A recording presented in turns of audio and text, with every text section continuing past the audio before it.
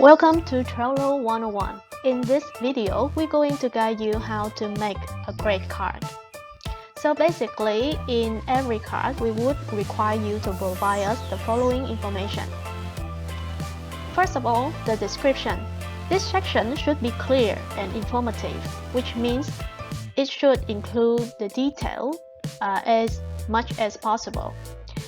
And while writing the description section, you should ask yourself some questions to help you for better writing and describe what you want us to do.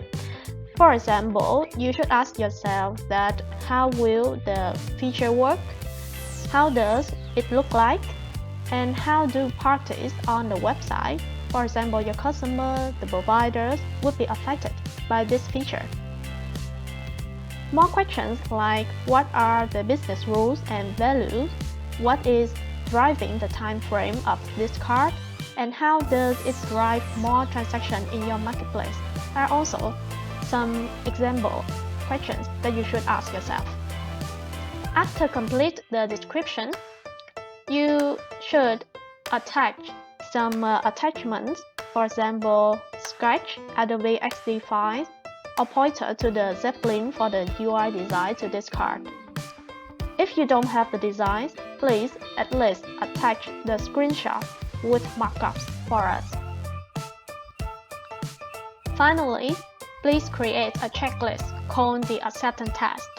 You need to create this during the creation of the card, and this list should represent the criteria that you are expecting this card to solve or the feature to behave. When we are testing the feature and determine if the feature card is acceptable, we would use this checklist. And after you finish the description, attach the designs, and create the acceptance test, that's the time when our team jump in to finish the card.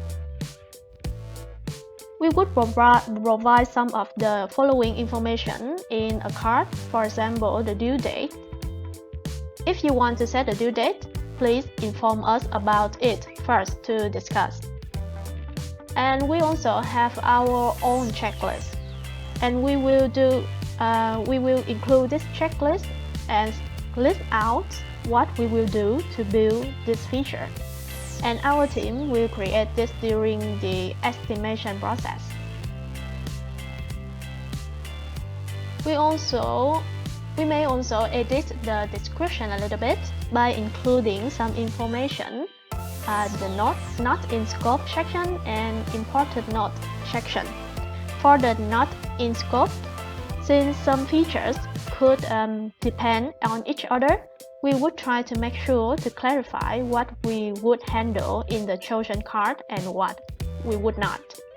As for deciding the scope of the card, we would rely on the description and the acceptance test that both of us have created. For the important notes, if there is any information that should be highlighted, our team will include it in this section. And we also have the price breakdown. This breakdown lists out the prices of the technical things we will do to implement the feature of this card. And that is the end of this clip. Thank you for listening.